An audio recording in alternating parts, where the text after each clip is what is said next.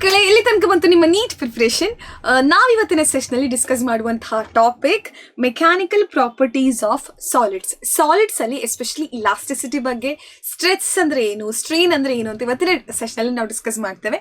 Compare to other chapters it is not very complicated, basic ಆಗಿದೆ. But ಇದನ್ನು ನೀವು clear ಆಗಿ ಅರ್ಥ ಮಾಡ್ಕೊಂಡ್ರೆ ಹೋಗ್ತಾ ಹೋಗ್ತಾ ತುಂಬ ಈಸಿ ಆಗುತ್ತೆ. So this is very important. Before I begin with the session everyone, I want to let you know that every day ನಾವು ಕಾಂಟೆಂಟ್ ವಿಡಿಯೋಸನ್ನು ಹಾಕ್ತಾ ಇರ್ತೇವೆ ನಮ್ಮ Xylem ಕನ್ನಡ ನೀಟ್ ಚಾನಲಲ್ಲಿ. ಪ್ಲೀಸ್ ಚಾನಲ್ಗೆ ಸಬ್ಸ್ಕ್ರೈಬ್ ಮಾಡಿ, ಡೈಲಿ ವಿಡಿಯೋಸನ್ನು ನೀವು ವಾಚ್ ಮಾಡ್ತಾ ಇರಿ, ನಿಮ್ಮ ನೀಟ್ ಪ್ರಿಪ್ರೇಷನನ್ನು ಫಾಸ್ಟ್ ಟ್ರ್ಯಾಕ್ ಮಾಡಿ. And one more thing, after the class ನಿಮಗೆ ಇಲ್ಲಿ ಡಿಸ್ಕಸ್ ಮಾಡುವಂತಹ ಕ್ಲಾಸ್ ನೋಟ್ಸ್ ಬೇಕು ಅಂತ ಹೇಳಿ ಆದರೆ you have to see the description box. ನಮ್ಮ ವಿಡಿಯೋದ ಕೆಳಗಡೆ ಬರುವಂತಹ ಡಿಸ್ಕ್ರಿಪ್ಷನಲ್ಲಿರುವಂತಹ ವಾಟ್ಸ್ಆಪ್ ಕಮ್ಯುನಿಟಿ ಗ್ರೂಪ್ ಲಿಂಕನ್ನು ಜಾಯ್ನ್ ಆದರೆ you will be able to see all the content slides which we are discussing here. Okay, now we will start with the class. Dear students, ಈ ಸಾಲಿಡ್ಸ್ನ ವಿಶೇಷತೆ ಏನು?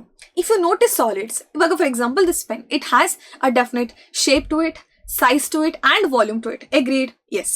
ಇದೇ ಥರ ನೀವು ಯಾವುದೇ ಮ್ಯಾಟ್ರನ್ನು ತಗೊಂಡ್ರು it will be either in solid state or in fluid state. Fluid ಅಂದರೆ ಯಾವುದೆಲ್ಲ? ದ ಒನ್ ವಿಚ್ ಫ್ಲೋಸ್, ಅಂದರೆ ಲಿಕ್ವಿಡ್ ಇರ್ಬೋದು, ಗ್ಯಾಸ್ ಇರ್ಬೋದು. ಸಾಲಿಡ್ನ ವಿಶೇಷತೆ, it has a definite shape to it. But ಈ ಲಿಕ್ವಿಡ್ ಆಗಲಿ ಗ್ಯಾಸ್ ಆಗಲಿ ಇವುಗಳು ಫ್ಲೂಯಿಡ್ ಆಗಿರೋ ಕಾರಣ ಏನಾಗ್ತದೆ, ಕಂಟೈನರ್ ನಾವು ಯಾವುದನ್ನು ಬಳಸಿರ್ತೇವೋ ಆ ಕಂಟೈನರಲ್ಲಿ ನಾವು ಈ ಫ್ಲೂಯಿಡನ್ನು ಹಾಕಿರ್ತೇವಲ್ವಾ. So this fluid will be having the shape of the container in which it is been stored ಅಲ್ವಾ. So that is what happens for the fluids. But in the case of solids ಆ ಥರ ಅಲ್ಲ. ಯಾಕೆ ಈ ಥರ? when we go into the atomic level ಅಥವಾ when we go into the molecular level we can sense it better. ಯಾಕೆಂದರೆ molecules usually ಆಗಿ matter ಮಾಡಿರುವಂಥದ್ದು ಆಟಮ್ಸ್ ಇಂದಾಗಿ. Atoms will be combining to form molecules. Molecules ಮಧ್ಯ ಒಂದು inter molecular attraction ಅಂತ ಇರುತ್ತೆ. That attraction is very high for solids. For example, ಇವಾಗ ನೀವಿಲ್ಲಿ ನೋಡಿ, you can see that in the picture ಒಂದು ಸಾಲಿಡ್ನ ಪಿಕ್ಚರನ್ನು ಕೊಟ್ಟಿದ್ದಾರೆ.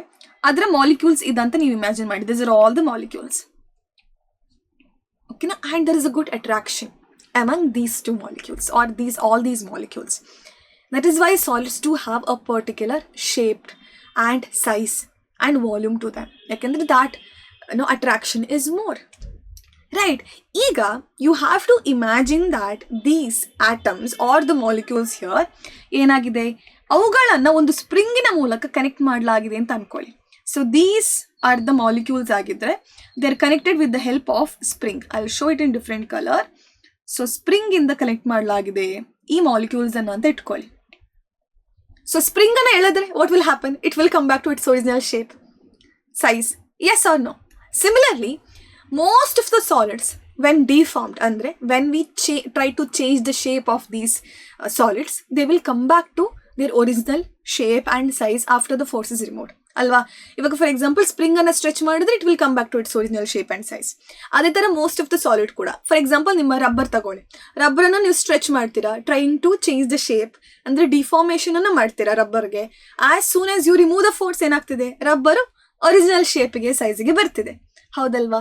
That is because of the inter molecular attraction that is existing inside that elastic object. So ನೀವು ಅನ್ಕೊಳ್ಬೋದು ಇವಾಗ elasticity ಅಂದರೆ ಏನು ಅಂತ ಹೇಳಿ, which we will be discussing ನಾವು. ಅದಕ್ಕಿಂತ ಮುಂಚೆ you have to observe one more thing here dear students. If a solid is deformed by a force on its removal, the interatomic forces tend to drive them back to their original position. So this applies to most of the solids, not for all the solids but mostly ಎಲ್ಲ solid guna apply ಆಗುತ್ತೆ. ಆಮೇಲೆ the body regains its original shape and size ಕೂಡ ಹೌದು. Finally, the restoring mechanism can be visualized by taking a model of spring ball system. As I told you, ball ಅಂತಂದ್ರಲ್ಲಿ molecule ಅಂತ ತಗೊಳ್ಬೋದು, atom ಅಂತ ತಗೊಳ್ಬೋದು, and ಅದನ್ನು ಸ್ಪ್ರಿಂಗಿನ ಮೂಲಕ connect ಮಾಡಲಾಗಿದೆ. ಅಂದರೆ once we try to deform the system, it will come back to its original shape and size after the force is removed. Simple as that. Correct alva? So in each solids ಅಥವಾ in solids general ಆಗಿ each atom or molecule is surrounded by neighboring atoms or molecules. ಅದು ನಿಮಗೆ ಗೊತ್ತಿರುವಂತಹ ವಿಷಯ. And these are bonded together by interatomic or intermolecular forces. ಇದೇ ಇದಕ್ಕೆ ಕಾರಣ, ಸಾಲಿಡ್ನ ಪ್ರತ್ಯೇಕವಾದಂತಹ ಶೇಪ್ಗೆ, ಸೈಜ್ಗೆ. Now let's go forward. ಈಗ ನಾನು ಹೇಳ್ದೆ ನಿಮಗೆ, ನೀವು ಚಪಾತಿ ಹಿಟ್ಟನ್ನು ತಯಾರು ಮಾಡ್ತೀರಾ ಅಲ್ವಾ. ನೀವು ಚಪಾತಿ ಹಿಟ್ಟನ್ನು ಡೋವನ್ನು ಪ್ರಿಪೇರ್ ಮಾಡ್ಬೇಕಾದ್ರೆ ಏನು ಮಾಡ್ತೀರಾ, ಗುದ್ದಿತೀರಾ, ಹೊಡಿತೀರಾ ಅಲ್ವಾ. And its size, shape, everything changes. Yes, and deforming force is something which are applying here. ಅಂದರೆ the force you are giving into the dough making the dough undergo a shape change ಆಗ್ತದೆ, right? And ಇಲ್ಲಿ ನೀವು ನೋಡೋದಾದರೆ a deforming force is a force that causes a change in the structure of an object when it is applied. So ಈ ಥರ ಶೇಪಲ್ಲಿ ಇಂತಹ ಆಬ್ಜೆಕ್ಟ್ನ shape ಇವಾಗ random ಶೇಪಿಗೆ ಬಂದಿರುತ್ತೆ once you know apply a deforming force. ಅಂದರೆ the object is undergone deformation ಅಂತ ಅರ್ಥ. ಡಿಫಾರ್ಮೇಷನ್ ಆಗಿದೆ ಆಬ್ಜೆಕ್ಟ್ಗೆ ಅಂತ ಅರ್ಥ. ಡಿಫಾರ್ಮೇಷನ್, ಆ ಡಿಫಾರ್ಮೇಷನ್ಗೆ ಕಾರಣವಾಗಿರುವಂತಹ force is nothing but deforming force, ಅಥವಾ ಡಿಫಾರ್ಮೇಷನ್ ಆಗ್ತಿದೆ ಅಂತಲೂ ಹೇಳ್ಬೋದು ಇಲ್ಲಿ. ಈಗ ಫಾರ್ ಎಕ್ಸಾಂಪಲ್ ನಿಮ್ಮ ಚಪಾತಿ ಡೋ ಇನಿಷಿಯಲ್ ಈ ಥರ ಇತ್ತು, ನೀವು ಅದಕ್ಕೆ ಏನು ಮಾಡ್ತೀರಾ, ಡಿಫಾರ್ಮೇಷನ್ ಫೋರ್ಸನ್ನು ಹಾಕ್ತೀರಾ, ಎಲ್ಲ ಡಿರೆಕ್ಷನಿಂದ ಹೊಡಿತೀರಾ ಚಪಾತಿ ಡೋಯಿಗೆ. ಆವಾಗ chapati dough something like this ಆಗ್ತಿದೆ ಅಂತ ಇಟ್ಕೊಳ್ಳುವ, something like this.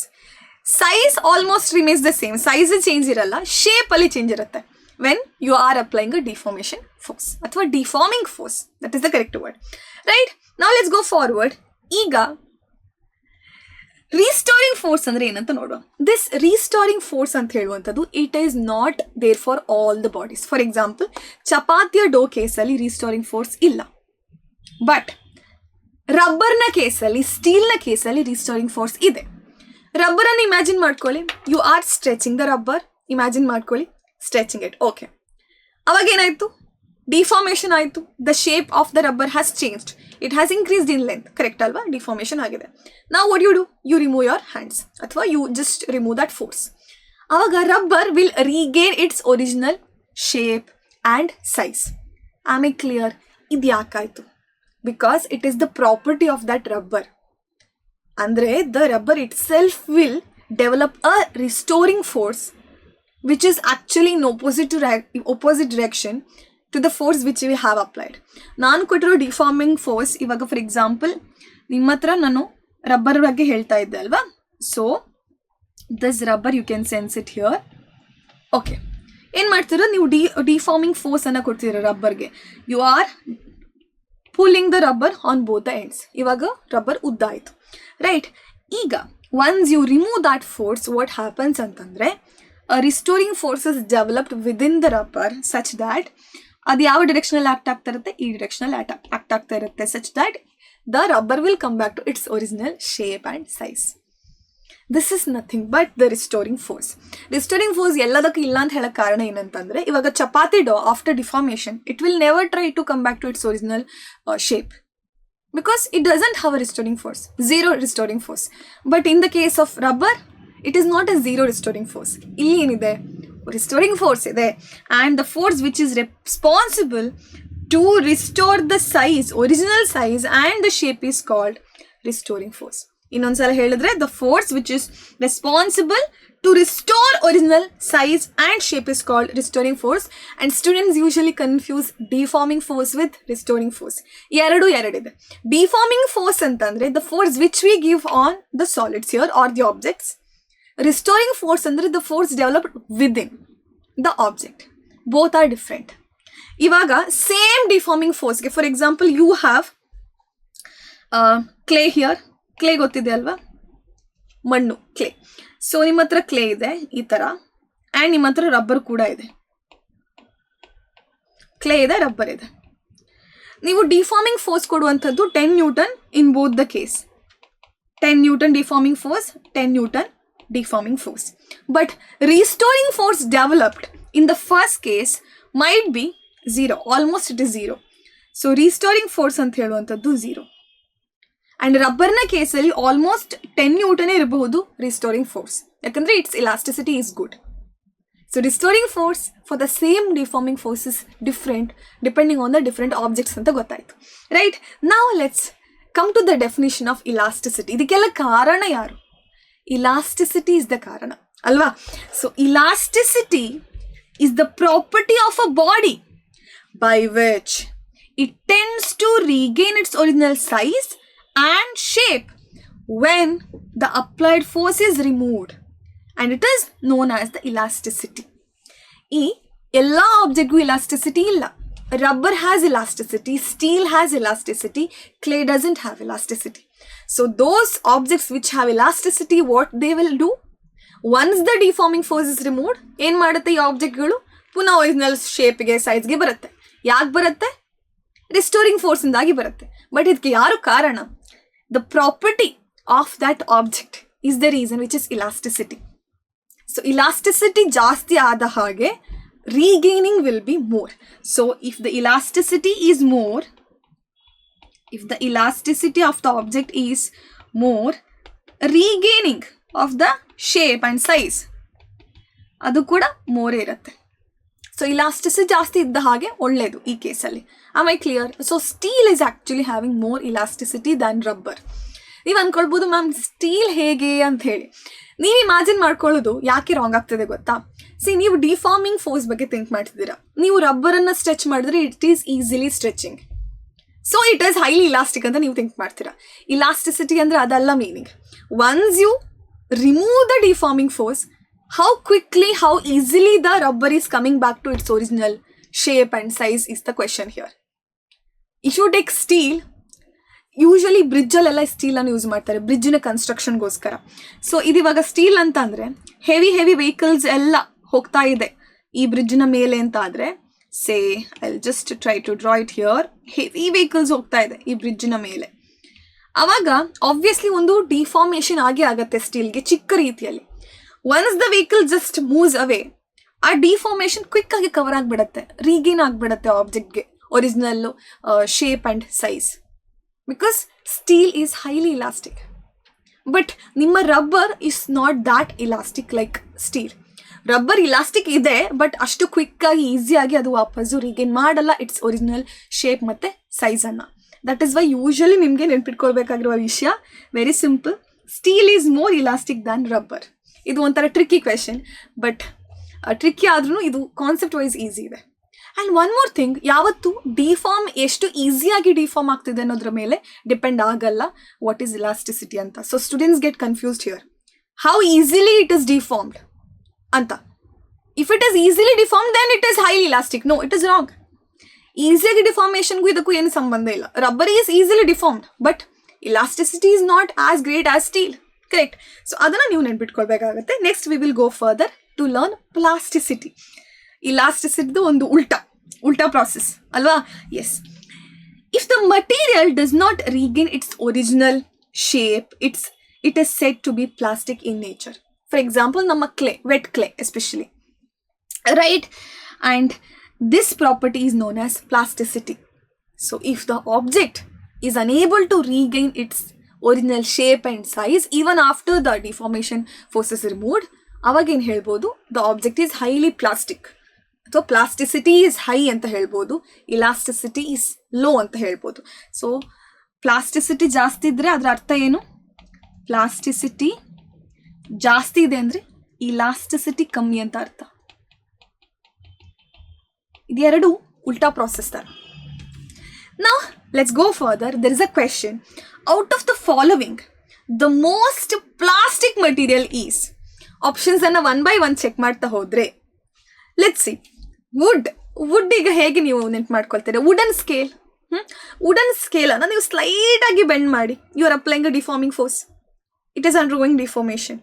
But soon as you remove the deformation, ಏನಾಗ್ತದೆ? ಡಿಫಾರ್ಮಿಂಗ್ ಫೋರ್ಸ್, ಅವಾಗ ಏನಾಗುತ್ತೆ? Wooden scale it will come back to its original shape and size. Correct ಅಲ್ವಾ? Yes. So it is not ಏನು ಹೇಳುವಂಥದ್ದು elastic ಅಲ್ಲ ಅಂತ ಹೇಳಕ್ಕೆ ಸಾಧ್ಯ ಇಲ್ಲ. ಇಟ್ ಈಸ್ ಇಲಾಸ್ಟಿಕ್, ಇಲಾಸ್ಟಿಸಿಟಿ ಇದೆ ಅದಕ್ಕೆ. ಸೊ ವುಡ್ ಅಂತೂ ಆನ್ಸರ್ ಅಲ್ಲ, wood is not the answer because ಅದಕ್ಕೆ ಇಲಾಸ್ಟಿಸಿಟಿ ಇದೆ. ಸೊ ಪ್ಲಾಸ್ಟಿಸಿಟಿ ಅಂತ ಹೇಳುವಲ್ಲಿ ನಾವೆಂತ ಹೇಳ್ಬೋದು? ಪ್ಲಾಸ್ಟಿಸಿಟಿ ಇಲ್ಲ, ಇಲಾಸ್ಟಿಸಿಟಿ ಇದೆ ವುಡ್ಡಿಗೆ ಅಂತ ಹೇಳ್ಬೋದು. ನಾವು ಕಮ್ಸ್ ಗ್ಲಾಸ್. ನೀವು ಗ್ಲಾಸ್ ಬ್ರಿಡ್ಜ್ಗೆಲ್ಲ ಹೋಗಿದ್ರೆ, you have in Wayanad and all, you have ಕೂರ್ಗಲ್ಲೂ ಇದೆ ಗ್ಲಾಸ್ ಬ್ರಿಡ್ಜ್ ಅಲ್ವಾ? ನೀವು ಅದರ ಮೇಲಿಂದ ವಾಕ್ ಮಾಡ್ತಾ ಹೋಗ್ತೀರಾ, ಅವಾಗ ಏನಾಗ್ತಿದೆ? ಗ್ಲಾಸ್ ಬ್ರಿಡ್ಜ್ಗೆ ಒಂದು ಚಿಕ್ಕ ರೀತಿಯಲ್ಲಿ ಒಂದು ಡಿಫಾರ್ಮೇಷನ್ ಆಗುತ್ತೆ, and it will regain its original shape and size after you are moving out. Deforming ಫೋರ್ಸನ್ನು ತೆಗೆದುಬಿಟ್ರೆ it will come back to its original shape and size. So glass ಕೂಡ ಅಲ್ಲ. ರಬ್ಬರನ್ನು ನೀವು ಹೇಳಿದ್ರೆ ಅಥವಾ ಕಂಪ್ರೆಸ್ ಮಾಡಿದ್ರೆ, after deforming force is removed, it will come back to its original shape and size. ಅದು ಕೂಡ ಅಲ್ಲ. Wet clay is the answer. ಯಾಕಂದರೆ ವೆಟ್ ಕ್ಲೇಗೆ once deformation happen, it is done. It can't go back to its original shape and size. ಅದು ಅದೇ ಥರ ಇದ್ಬಿಡುತ್ತೆ ಅಲ್ವಾ? ಆ ವೆಟ್ ಕ್ಲೇಗೆ ಆ ಒಂದು ಪ್ರಾಪರ್ಟಿ ಇಲ್ಲ to go back to its original shape and size once the deforming force is removed. So wet ಕ್ಲೇಗೆ ಹೇಳುವಂಥದ್ದು ಏನು ನಾವು? Highly plastic. It is highly plastic, also least elastic, ಅಥವಾ ಇಲಾಸ್ಟಿಸಿಟಿ ಇಲ್ಲ ಅಂತಾನೆ ಹೇಳ್ಬೋದು, ಅಥವಾ ನೋ ಇಲಾಸ್ಟಿಸಿಟಿ ಅಂತಾನೂ ಹೇಳ್ಬೋದು. Least elastic. Clear? So wet clay becomes the correct answer here. Next we are going to learn about stress. So definition wise stress ಅಂದರೆ ಏನಂತ ಹೇಳಿ ನೋಡುವ. Dear students, look at the screen. Restoring force per unit area is known as stress. So force per unit area ಅಂದರೆ pressure ಕೂಡ ಅದೇ ಅಲ್ವಾ ma'am ಅಂತ ನೀವು ಕೇಳ್ಬೋದು. But no, pressure is different from stress. ಯಾಕೆ? See here, you consider a balloon. ಬಲೂನ್ಗೆ ನೀವೇನು ಮಾಡ್ತೀರಾ? ಇವಾಗ ಬಲೂನ್ನ ಒರಿಜಿನಲ್ ವಾಲ್ಯೂಮ್ ಇಷ್ಟಿತ್ತು ಅನ್ಕೊಳ್ವಾ. It was the original shape and size and volume for the balloon.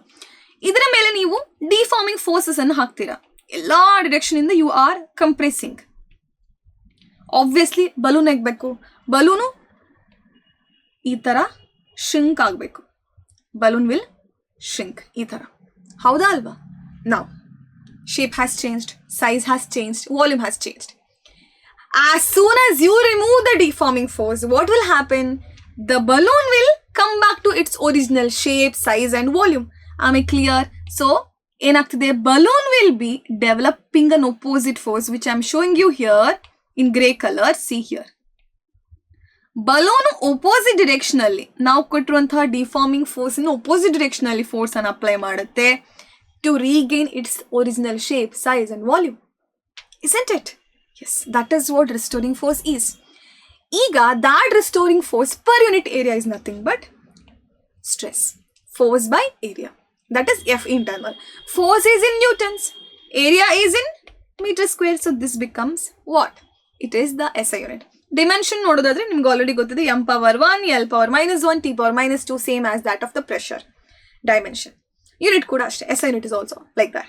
ನಾವು ಸ್ಟ್ರೆಸ್ ಅನ್ನು ನೀವು 3 ಪಾರ್ಟ್ಸ್ ಆಗಿ ಡಿವೈಡ್ ಮಾಡ್ಬೋದು, 3 ಕ್ಯಾಟಗರಿ ಆಗಿ ಡಿವೈಡ್ ಮಾಡ್ಬೋದು. Longitudinal, volume and shearing stress. ಈ ಲಾಂಜಿಟ್ಯೂಡ್ನಲ್ ಸ್ಟ್ರೆಸ್ ಅಂದರೆ ಏನು?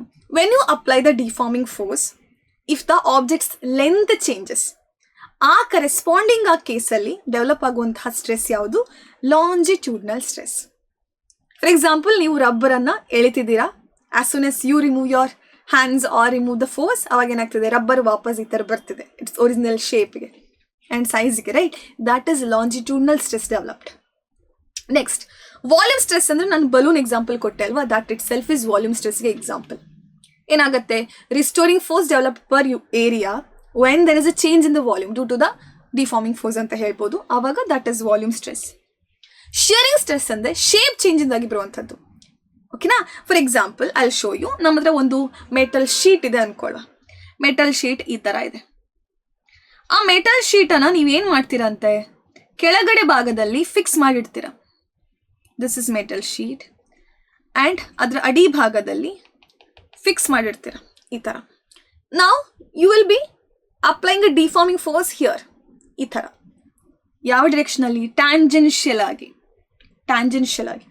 ಆವಾಗ ಮೆಟಲ್ಗೆ ಏನಾಗಬೇಕು? ಸ್ವಲ್ಪ ಈ ಥರ ಶೇಪ್ ಚೇಂಜ್ ಆಗತ್ತೆ. ಹೌದಾ? ಈ ಕೇಸಲ್ಲಿ ಡೆವಲಪ್ ಆಗುವಂತಹ ಸ್ಟ್ರೆಸ್ ಶಿಯರಿಂಗ್ ಸ್ಟ್ರೆಸ್. ನಾವು coming back to longitudinal stress, there are 2 types again in it: tensile stress and compressive stress. Tensile strength ಅಂದರೆ ಲೆಂತ್ ಇನ್ಕ್ರೀಸ್ ಆಗುವಂಥದ್ದು. ನಿಮ್ಮ ಡಿಫಾರ್ಮಿಂಗ್ ಫೋರ್ಸಿಂದಾಗಿ ಲೆಂತ್ ಏನಾಗ್ತದೆ? ಇನ್ಕ್ರೀಸ್ ಆಗ್ತದೆ. ಆವಾಗ ಡೆವಲಪ್ ಆಗುವಂತಹ stress is nothing but tensile stress. Okay? ನಾವು ಕಂಪ್ರೆಸಿವ್ ಸ್ಟ್ರೆಸ್ ಅಂದರೆ ನೀವೊಂದು ಆಬ್ಜೆಕ್ಟನ್ನು ಕಂಪ್ರೆಸ್ ಮಾಡ್ತಿದ್ದೀರಾ, ಸೇ ಅ ಸ್ಪ್ರಿಂಗ್. ಆ ಕೇಸಲ್ಲಿ ಡೆವಲಪ್ ಆಗುವಂತಹ ಸ್ಟ್ರೆಸ್ ಈಸ್ ಕಂಪ್ರೆಸಿವ್ ಸ್ಟ್ರೆಸ್. ಅದನ್ನೇ ಈ ಸ್ಲೈಡಲ್ಲಿ ಡೀಟೇಲ್ ಆಗಿ ಹೇಳಿರುವಂಥದ್ದು. ನಾನು ಹೇಳಿರುವಂಥ ಪಾಯಿಂಟ್ಸನ್ನೇ ಸೇಮ್ ಇಲ್ಲಿ ಕವರ್ ಮಾಡಲಾಗಿದೆ. ಓಕೆ, ನಾವು ಕಮಿಂಗ್ ಟು ಶಿಯರಿಂಗ್ ಸ್ಟ್ರೆಸ್. ನೀವು ಪಿಕ್ಚರಲ್ಲಿ ಕ್ಲಿಯರಾಗಿ ನೋಡ್ಬೋದು ಡಿಯರ್ ಸ್ಟೂಡೆಂಟ್ಸ್. ಇಲ್ಲಿ when there is a shape change, ಆಬ್ಜೆಕ್ಟ್ನ ಮೊದಲು ಎಲ್ಲಿತ್ತು ಆಬ್ಜೆಕ್ಟ್ನ position, this was the original shape and size of the object initially. ನೀವು ಇದರ ಶೇಪನ್ನು ಇವಾಗ ಚೇಂಜ್ ಮಾಡಿದಾರೆ, ಒಂದು ಪುಷ್ ಅನ್ನು ಕೊಟ್ಟಿದ್ದೀರ ಟ್ಯಾಂಜೆನ್ಷಿಯಲಿ. ಆವಾಗ change in the dimension becomes delta X. ಅದನ್ನು ಡೆಲ್ಟಾ ಎಕ್ಸ್ ಅಂತ ತಗೊಳ್ಳುವ. ಒರಿಜಿನಲ್ ಲೆಂತ್ ಯಾವುದು? L. Original length will be L. And force applied here is a tangential force which is causing a shearing stress. I hope it is clear. So Ft, that is tangential force to the area, becomes shearing stress. Same as the normal stress, but usual stress ಯಾವ ತರ discuss ಮಾಡ್ತೀವಿ ಅದೇ, but ಇಲ್ಲಿ shape ಅಲ್ಲಿ changes ಆಗಿದೆ ಅಂತ ನೀವು ಅರ್ಥ ಮಾಡ್ಕೋಬೇಕು. Now, whenever you see a shape change or size change, we can also tell that there is strain ಅಂತ ಹೇಳಿ. ಸೊ ಈ ಸ್ಟ್ರೈನ್ ಅಂದ್ರೆ ಏನು? ಈ ನೀವು ಕೊಟ್ಟಿರೋ ಡಿಫಾರ್ಮೇಶನ್ ಇಂದಾಗಿ there is a change to the length or volume or to the shape of the body ಅಲ್ವಾ? ಅದನ್ನು ಒಂದು ಮೆಷರ್ ಮಾಡುವ ಕ್ವಾಂಟಿಟಿ ಈ strain. Strain is very simple, change in the dimension to the original dimension. Example, ನಿಮ್ಮ ಹತ್ರ ಒಂದು elastic body ಇತ್ತು, original length ಎಷ್ಟು L. ನೀವು ಡಿಫಾರ್ಮೇಶನ್ ಫೋರ್ಸ್ ಅನ್ನ ಎರಡೂ ಕಡೆಯಿಂದ ಈ ತರ ಅಪ್ಲೈ ಮಾಡಿದ್ರೆ ಅದರ ಲೆಂತ್ ಸ್ವಲ್ಪ ಇನ್ಕ್ರೀಸ್ ಆಗಬೇಕಾ ಬೇಡವಾ? ಎಸ್, ಇನ್ಕ್ರೀಸ್ ಆಯಿತು. So this will be L plus delta L which is the change, new change. ಇದು ಇವಾಗ ನ್ಯೂ ಲೆಂತ್ ಆಯಿತು object, because you are deforming it. ಹಾಗಾದ್ರೆ in this case what is strain? Strain in this case becomes change in the length delta L to the original length which was L. Original length ಅಂದ್ರೆ ಮೊದಲಿದ್ದ length. Now delta L length ಅನ್ನ measure ಮಾಡುವಂಥದ್ದು metres ಅಲ್ಲಿ, divided by original length, metre will go. And ಇವಾಗ ಏನಾಯಿತು?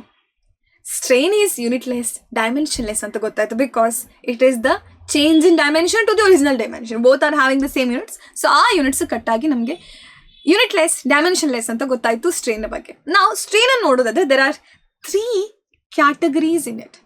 Longitudinal strain ಅಂದ್ರೆ ಏನು?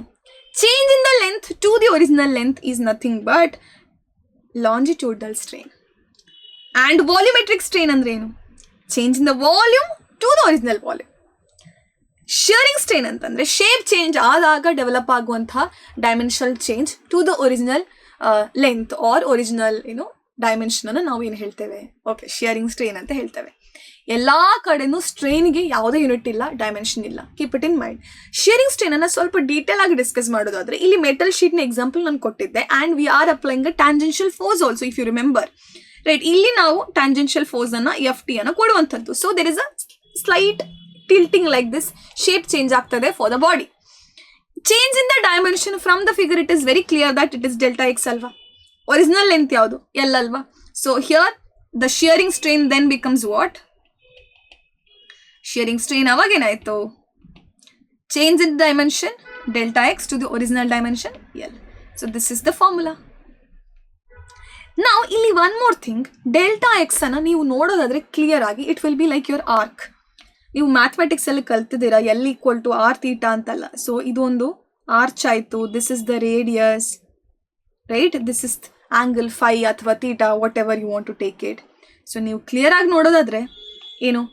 L is equal to R theta. ಇಲ್ಲಿ L ಅಂತಂದ್ರೆ it is the delta x value, right? And R ಇಲ್ಲಿ ಏನಾಗ್ತದೆ? ಇಲ್ಲಿ R becomes the length L, theta is 5 for this given figure, and L is the arch length. So ನಿಮ್ಮ equation strain then becomes what? It will be delta x andre eshtu? It will be L phi, because arch length L is equal to R into theta. Illi delta x is nothing but R is L, theta is phi, so L phi divided by the original length which is L. This is how you get it. So this is nothing but phi anta siktu namge finally. Clear? Now let's go further. So ಅದಕ್ಕೆ ನೋಡಿ ನಮ್ಮ equation ಇಲ್ಲಿ phi ಅಂತ ಬಂದಿರೋದು. ಯಾಕೆ ಬಂತು ಅಂತ ನಿಮಗೆ ಗೊತ್ತಾಗಿರ್ಬೋದು ಅಂತ ಅನ್ಕೊಳ್ತೇನೆ. Now let's go further. ಸ್ಟ್ರೈನಿಗೆ ಡಿಫ್ರೆಂಟ್ ಹೆಸರುಗಳಿವೆ, ಅದನ್ನು ನೀವು ಸ್ಲೈಡಲ್ಲಿ ಕೊಟ್ಟಿದ್ದಾರೆ, ಅದನ್ನು ನೋಡ್ಕೊಳ್ಳಿ. ಅಂದರೆ ನಾನು ಕೊಟ್ಟಿದ್ದೇನೆ, ಬರೆದಿದ್ದೇನೆ ಇಲ್ಲಿ. Very simple. ಕೆಲವು ಸಲ ಲಾಂಜಿಟ್ಯೂಡ್ನಲ್ ಸ್ಟ್ರೈನ್ ಅನ್ನು ಟೆನ್ಸೈಲ್ ಸ್ಟ್ರೈನ್ ಅಂತ ಕೂಡ ಹೇಳೋದಿದೆ. So keep it in mind. Volumetric strain ಅನ್ನು ಕೆಲವು ಸಲ ಬಲ್ಕ್ ಸ್ಟ್ರೈನ್ ಅಥವಾ ಹೈಡ್ರಾಲಿಕ್ ಸ್ಟ್ರೈನ್ ಅಂತ ಕೂಡ ಹೇಳೋದಿದೆ. ಶಿಯರಿಂಗ್ ಸ್ಟ್ರೈನ್ ಅನ್ನು ಯೂಶುವಲ್ ಅದೇ ಥರ ಹೇಳ್ತಾರೆ, ಅದನ್ನು ಸ್ವಲ್ಪ ನೋಟ್ ಮಾಡ್ಕೊಳ್ಳಿ ಅಷ್ಟೇ. ನಾವು let's answer a question. Simple. If two equal and opposite deforming forces are applied, ನೋಡಿ ಯಾವುದೆಲ್ಲ? This one and this one. Parallel to the cross-sectional area of the cylinder as shown in the figure, there is a relative displacement between the opposite faces of the cylinder. Now, the ratio of delta x to L is known as dash ಅಂತ ಕೇಳಿದ್ದಾರೆ. Delta X by the length, original length. So change in dimension to the original dimension is strain, we know, but what type of strain it is? ಇವಾಗ ತಾನೇ discuss ಮಾಡಿರುವಂತಹ example it is. So it is shearing strain because ಅಲ್ಲೊಂದು shape change ನಮಗೆ ಕಾಣಿಸ್ತಾ ಇದೆ. ನಾವು last question of today session, a 20 kg load is suspended. So 20 kg load ಇಲ್ಲಿದೆ, it is suspended by a wire of cross sectional area 0.4 millimeter square. It is not in S I units, remember that. Okay, ನಾವು ಈ object ಇವಾಗ ಸ್ವಲ್ಪ elastic ಅಂತಲೇ ಇಟ್ಕೊಳ್ಳುವ, right. The stress produced is how much ಅಂತ ಕೇಳ್ತಿದ್ದಾರೆ, newton per metre square ಅಲ್ಲಿ. Let's do it. So usually stress ಅಂದರೆ ಏನು? Restoring force per unit area, right. So stress here becomes restoring force F ಅನ್ನು ನೀವು F internal ಅಂತಲೂ ಬರಿಬೋದು, restoring force ಅಂತ ಗೊತ್ತಾಗ್ಲಿಕ್ಕೋಸ್ಕರ, divided by the area. Here, what is that force? The weight of the object itself. Weight of the object is downwards. W is equal to mg. Eshtadu? It is 200 Newton. Alva? Yes. Divided by the area. Area illi wire of cross-sectional area 0.4 millimeter square anta kottidare. So area bantu 0.4 millimeter alva. Adanna ನೀವು ಮೀಟರ್ಗೆ convert ಮಾಡಬೇಕು. So 0.4 into 10 to the power -3 will be, see, 1 millimeter ಅಂದ್ರೆ 10 to the power -3 meters. ಅದರ square, millimeter square. Am I clear? Yes, this becomes 200 divided by 0.4 into 10 to the power -6 ಆಯಿತು. You can do one thing. 0.4 into 10 to the power -6 ಅನ್ನ ನೀವು 4 into 10 to the power -7 ಅಂತ ಬರೆದ್ರೆ easy ಆಗುತ್ತೆ. Clear? Yes. Now this becomes 5 times is 20. So here it is 50 into 10 to the power plus 7 ಆಯಿತು. ಅಥವಾ this will be what? 5 into 10 to the power ಎಷ್ಟು? 8 Newton per meter square will be your answer for the stress. So this was all about stress and strain. Yes students, ಇವತ್ತಿನ session ನಿಮ್ಮ ಸ್ಟಡೀಸ್ಗೆ ಅಥವಾ ನಿಮ್ಮ neat ಪ್ರಿಪ್ರೇಷನ್ಗೆ helpful ಆಯಿತು ಅಂತ ಭಾವಿಸ್ತಾ, let's meet in the next class all of you. Bye bye till then.